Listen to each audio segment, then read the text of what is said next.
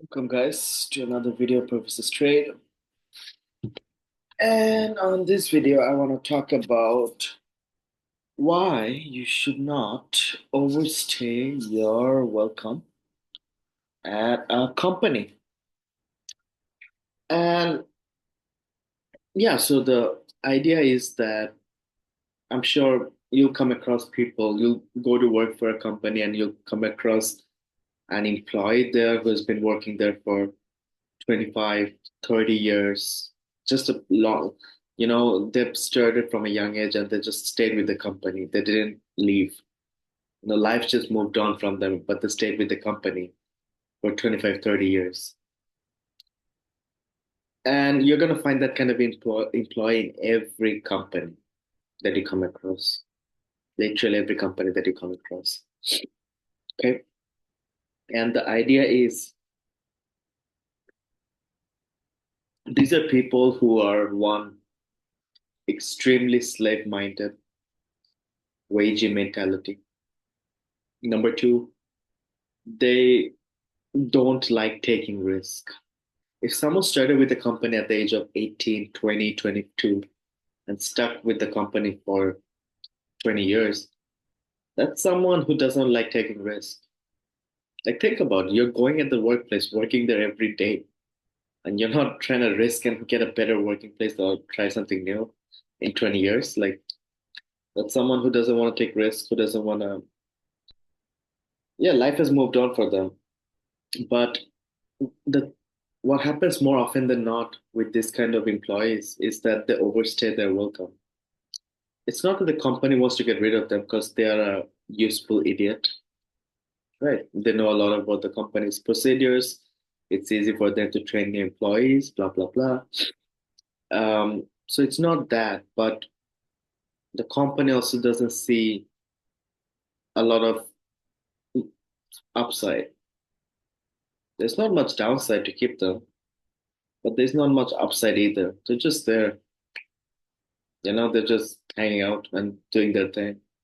And just seeing all these new young employees coming in with significantly higher paycheck, not higher than them maybe, but higher paycheck than what that old employee started with when he was young or he or she was young.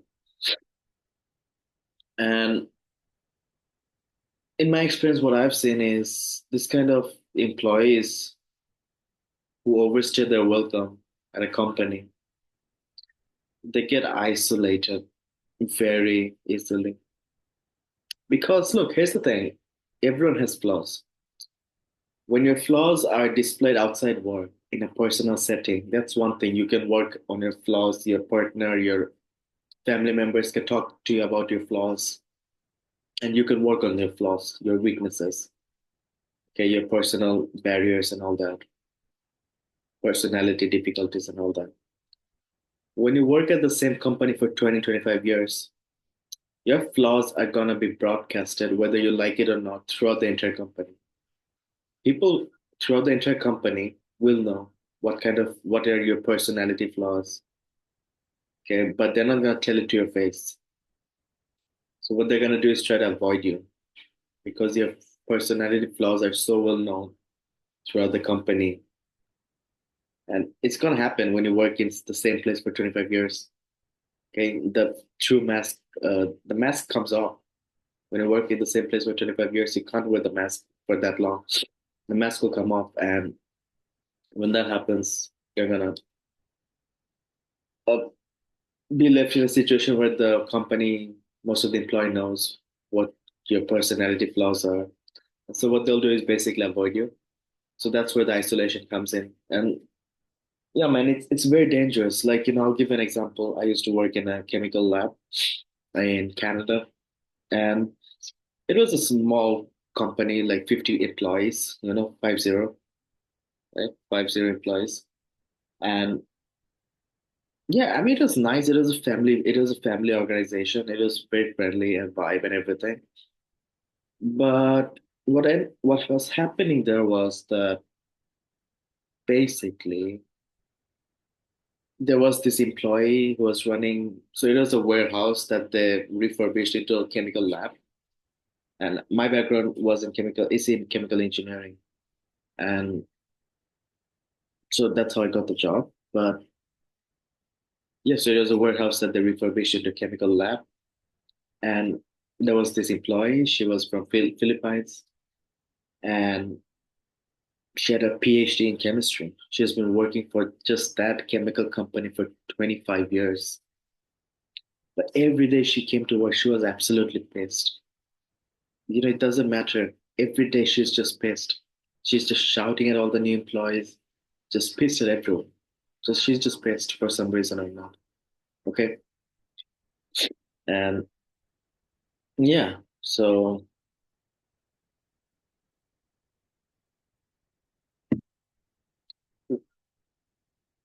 I wasn't working directly under her.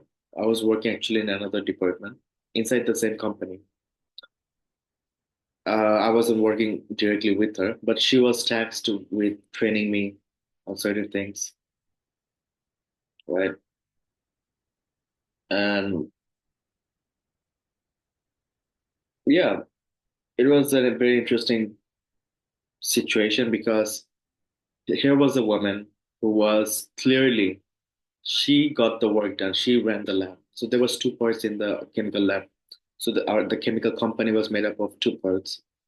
They had the lab, which was basically a refurbished warehouse, and the lab was connected to a office. The lab was full of immigrants, but the lab was where the samples were analyzed and where the actual work was done. The office is where the sample results were processed and the reports were written. The bureaucratic office, just like any corporate office, was dominated by white people. Okay. But this Filipino lady who was working in the chemical lab, she was basically running the company because she was the one who's managing all the chemical samples. She was the one who's making sure all the deadlines are like all the deadlines are met for giving the results. And if any issues comes out with the chemical analysis, she's the one who has to do the interpretation. But the people doing the easy work and getting the good paycheck were the people who were sitting in the office, the white people. So I can see that she's pissed, and I can see very well that this woman is pissed because she's been working here for 25 years. She has a PhD in chemistry, but because her behavior or whatever, I mean, sure, behavior could be one reason, but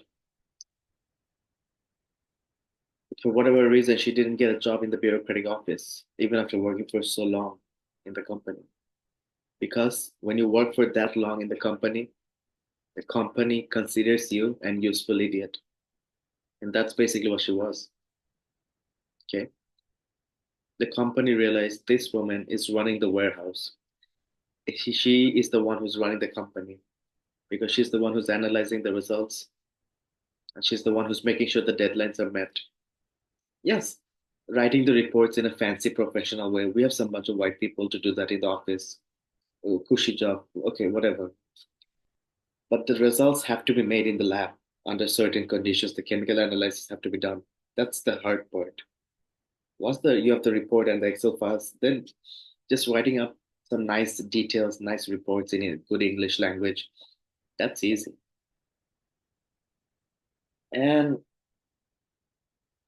but the bureaucrats in the office who were much less with the less experienced inside the company than this woman in the warehouse. So the bureaucrats in the office were had much less experience than this warehouse lady who was running the chemical lab and basically running the company. And but the bureaucrats in the office were the ones who were instructing her to train me. So that's where the frustration in her like began. It wasn't related to me. She wasn't necessarily frustrated with me, which I didn't realize, I guess, but she was frustrated with the fact that she's so talented. She's been with the company from day one. She is running the business. Without her, the company's operations will stop overnight. No, like no questions. I agree too, and she knows it.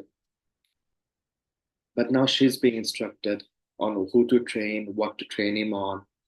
blah, blah, blah, by a bunch of bureaucrats sitting in the office, not doing the hard work of analyzing samples in the lab, not actually maintaining all the deadlines and doing the analysis under certain conditions, dealing with all the chemicals, the hard part.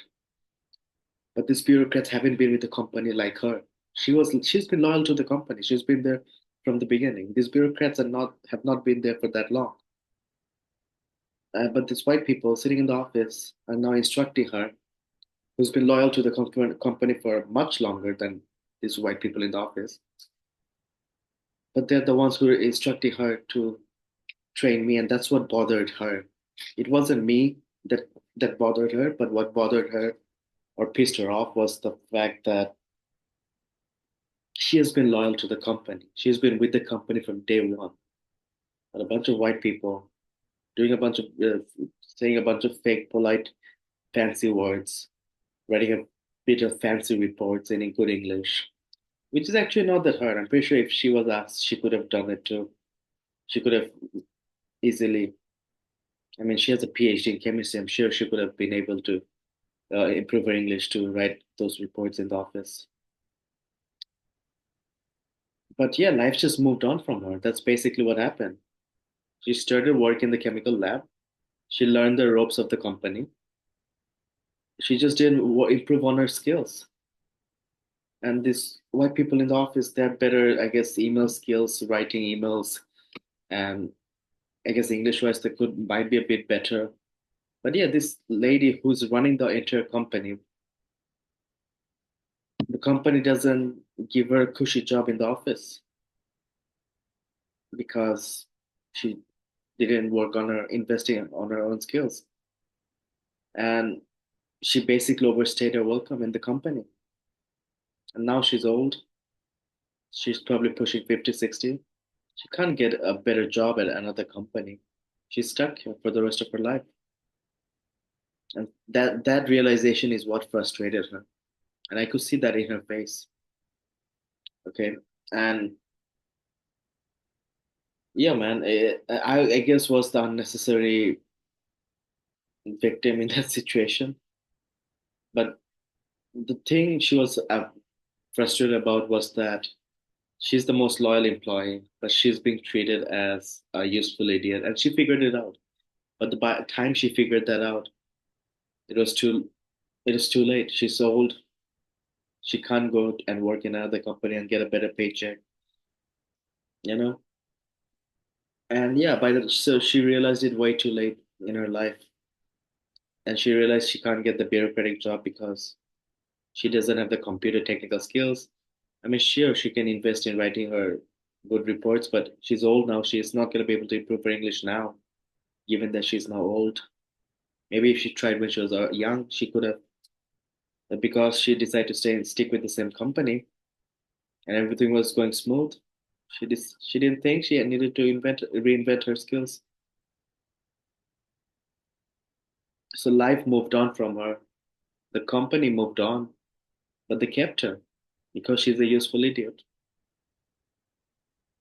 And she realized it later that the company is now hiring all these bureaucrats who haven't been loyal as she has. They're new people, but they're now instructing this loyal, hardworking employee to who to train, when to train him, what to do, blah blah blah. Think about it. Obviously, it's gonna hurt you. If you're in that situation, it's gonna hurt you, right?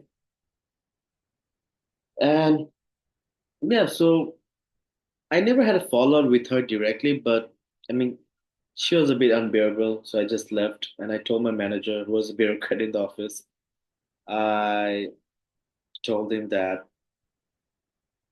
you know, like I can't work with her. Like, she shouts and all that. Like, it's completely insane. I can't work with her. So I just left. One day she just shouted. Yeah, it was just too much. But in the beginning, I was upset at her. But now looking back, I guess I'm not that upset at her because I realize what she has done. She effed up big, big time. That's what happened though. She's joined a company, worked her ass off, stayed with the company, was loyal to the company, that the company moved on. The company is now giving cushy jobs in the office, good paychecks to new people, white people who can who has fake polite behavior, who can say some fancy words, write some fancy words on a paper based on some Excel data sheets. She could have done that too, if only she used her young age, young adult years to invest in those skills. But she didn't do that because she had a stable job. She didn't see the need to invest in herself. People only learn through failure, through struggle. When you have a stable job, you're not going to learn anything. You don't see the need to invest in yourself. You will only invest in yourself when you're struggling, when you can't pay the bills, when you're failing again and again. But because she had a successful 20s and 30s staying with the same company, she didn't see the need to invest in herself or not invest. Maybe she invested in herself, but she didn't invest in skills that would be paying the big bucks down the road. Or she didn't think that far ahead because she had a stable job. So, you know, having a stable job, staying with the same company for a long time, overstaying your welcome in the company, whatever way you want to put it, it's a very risky, dangerous move because your job, you people say work is, work is work and that's it. It's not. Okay, a job is not just a job. It's in the short run, yeah, sure, it's a job, but in the long run, it's going to impact your lifestyle. It's going to impact the other aspects of your life because of certain dynamics like this. And this lady now, she's just frustrated. Life moved on. She probably feels finessed by the company, and rightly so. The company is just using her skill, and the company knows this. The company knows this lady is old. She doesn't have too much leverage to go and work for better, find better job somewhere else. And she hasn't improved or invested on her own skills because, yeah. So I can see why she's frustrated. And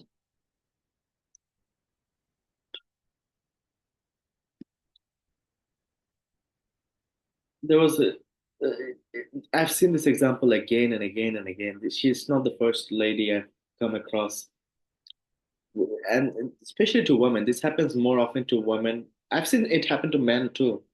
Don't get me wrong. I worked with this guy. This was in another chemical lab. I worked in all sorts of places. So this was in another lab. It was an oil sands lab. So this guy, he was white Canadian, born and raised, but he was a very simple man. You know what I'm saying? He started his career with that company, that oil sands chemical company, and he stayed there. He's been there for 35, 40 years. He's like old. He's like he's gonna retire in a few years, that old. And he stayed with the same division, same company. Okay. And so in that department, there's like six people working. Out of the six people, he's the only permanent employee. The other five people are seasonally hired and trained by him. So he's the only permanent employee. The other five people are trained by him. So he's their useful idiot. And he was a very genuinely nice guy. I talked to him. He was very interested in my background. He didn't seem frustrated with his career like the other Filipino lady, but he was more of he accepted it. You know, he came to accept the reality that life moved on. And so I asked him, I told him, why do you stay with the same company for so long? And his answer was pretty basically what I expected, which was that I don't want to take risk. I liked working here. It was actually fun back in the days, blah, blah, blah. And the way he moved on is that he basically checked out at work. That's basically what he did. He realized he can't get a better job somewhere else. He's too old. He realized he can't, there's no upward ladder. It's a six people department, and he's the only guy working there permanently. The other five people are seasonally hired, like I was. And then they get once the seasonal job is over, they go, and then again seasonally people are hired again in the next season, and then it repeats. So he's just meeting new people every season, and I mean that's not right. And you're the only permanent employee there. Uh, yeah. So there's no upward ladder to move to. Okay. So it was the oil sands division, six people managing the oil sands. On top of that, you had a manager, quote unquote. And on top of the manager, you had the director of the division. And that's it. There's no other top to go about above that department. That it stops with the director. So the manager is the daughter of the director. So yeah, this guy in the department has nowhere up to move, basically. And he knew it. He's like, he came to a very peaceful acceptance of the reality that life moved on. Life moved on from him, and he was in a very peaceful acceptance of what's going on, right? And yeah, so for him, it was more like I can't. I've achieved what I have no much upside to give in my career. I have no much more upside profits or rewards to reap from my career. So he comes at work, he does the bare minimum, but he's more focused in understanding my culture, my background. He's more focused in learning new people, new things from new people, which is, you know, he's just basically he's in complete peace with the fact that his career is over and there's no better paycheck, no more power to grab, there's no downwards way to go, there's no upward place to go. That's it. You stay there. That's it. His position is there, and it's not going anywhere. Okay, no hassle, no downward movement, no upward movement, nothing. And he was focused on learning a new language, understanding different cultures because the seasonal workers are mainly immigrants from different cultures. And so he used that opportunity to learn about different cultures. So yeah, he was an interesting guy. I'm not gonna lie, you know. So he handled it in a more um, not professional, but humane manner, right? He understood what is going on. He understood that he was being finessed, and I asked him that like, why didn't you leave early on?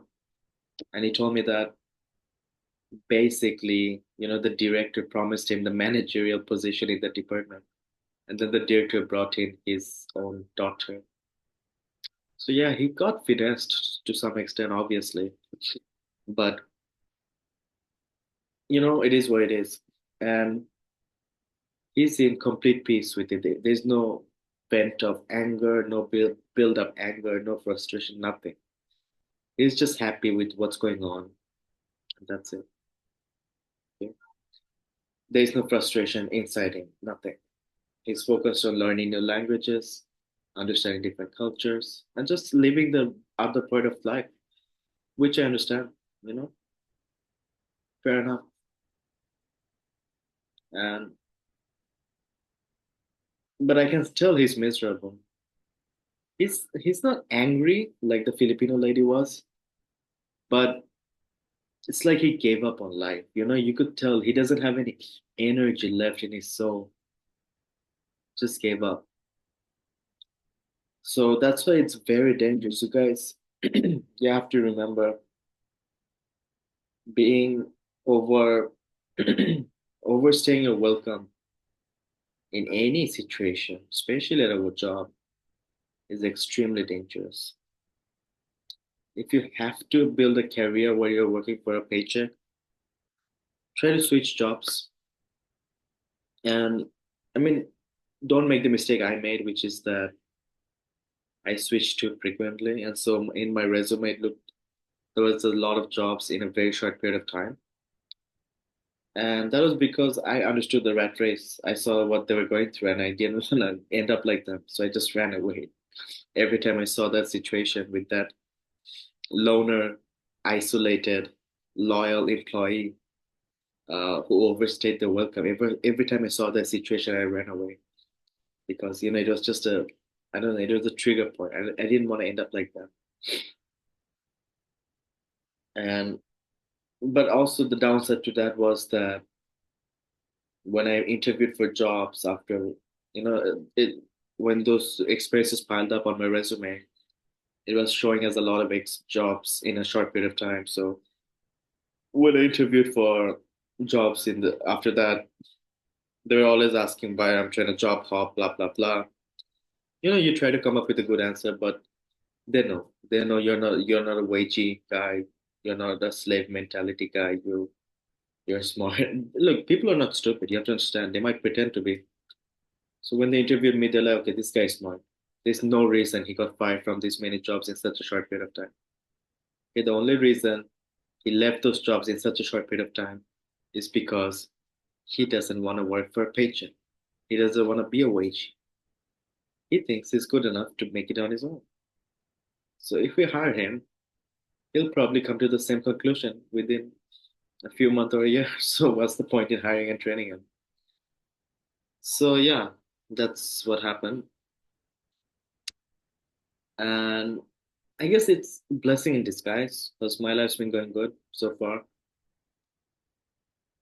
But yeah, just understand that when your employer, your interviewer is criticizing you for job hopping, what he's basically telling you is that you're not a slave enough. Your mentality is still free to some extent. So take it as a compliment. Don't take it as a bad thing. And trust me, you should not be loyal to your employer. Loyalty to your employer means squat. Trust me. It doesn't mean anything. On paper, it means nothing. You can do a lot of favors for your employer, doing the extra work for no paycheck. You can do a lot of things. But if it's not on paper, if it's not documented, if you don't get a paycheck, extra pay for it, it means nothing. And your employer is gonna have, you can go to labor court, tribunal court. It's not gonna work. Okay, because you have ruined the rest of your career by just doing that. Because no one else is gonna hire you. And yeah, man, this is the thing you have to understand. Being a slave, working for the same company for 20, 30 years is gonna leave you with that kind of isolated position, miserable, isolated position. But at the same time, if you're doing it strategically, if you have to work for a paycheck, do it strategically, do it every 2, 3 years. Maybe then you won't be labeled as a job hopper. But just understand that, you know, the job market is going to get more and more competitive. It's not going to get easier anytime soon. People say this is a temporary thing. I highly doubt it, especially in Western worlds. The governments are broke. They're going to tax the companies more. And I don't think the companies can grow any further to create more jobs. It's really that simple. When you're not creating competitive goods on a global scale, your companies cannot create more jobs. So the job markets are going to get harder and harder in the Western countries. That's my opinion. And yeah, so just it's a very cautionary tale for all of you guys. Don't overstay your welcome in the same company. Okay, it's very dangerous for the rest of your life, for the other parts of your life as well. Basically you're shutting yourself off. That business idea you have, you can't start when you're 55 and realize you've been effed, but because of your loyalty to your company. It's too late to start that business idea. And also it's too late to radically change your career path. Yeah, that's it for this video. I'll come back at another one. Until then, it's